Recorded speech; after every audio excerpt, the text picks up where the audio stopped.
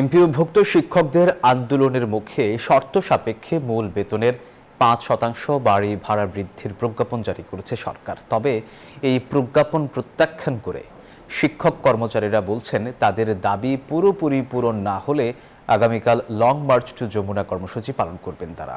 আর শিক্ষা উপদেষ্টা সিআর আবরার বলেছেন, সীমাবদ্ধতার মধ্যে যতটা সম্ভব বরাদ্দ দিয়েছে অর্থ মন্ত্রণালয়, তাই শিক্ষকদের ক্লাসে ফেরার আহ্বান জানান তিনি। অষ্টম দিনে কেন্দ্রীয় শহীদ মিনারে এমপিওভুক্ত শিক্ষক কর্মচারীদের অবস্থান কর্মসূচি। তাদের ৩ দফা দাবির একটি বাড়ি ভাড়া মূল বেতনের 20% করতে হবে। সেই সাথে মেডিকেল ভাতা ১৫০০ টাকা করা এবং কর্মচারীদের উৎসব ভাতা ৭৫% করার দাবি জানিয়ে আসছেন। শিক্ষকদের দাবি পূরণে শিক্ষা মন্ত্রণালয় থেকে যে প্রস্তাব পাঠানো হয়েছিল অর্থ মন্ত্রণালয়ে, তার ভিত্তিতে শর্ত সাপেক্ষে বাড়ি ভাড়ার মূল বেতনের ৫% নির্ধারণ করে প্রজ্ঞাপন জারি করা হয়েছে। এতে বলা হয়, বান্ডেল থাকলে প্রতি সেনমানিতে টাকা বাঁচবে।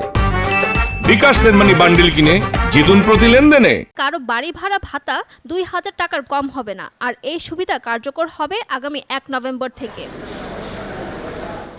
এদিকে সচিবালয়ে শিক্ষা উপদেষ্টা বলেন, সীমাবদ্ধতার মধ্যেও অর্থ মন্ত্রণালয়ের কাছ থেকে যতটা সম্ভব বরাদ্দ আদায় করেছে তার মন্ত্রণালয়। বর্তমান সীমাবদ্ধতার কারণে যে সিদ্ধান্ত হয়েছে, অর্থ মন্ত্রণালয় তারা বরাদ্দ সেটা করেছেন। সেখানে আমাদের দিক থেকে আমরা চেষ্টা করেছি যথেষ্ট।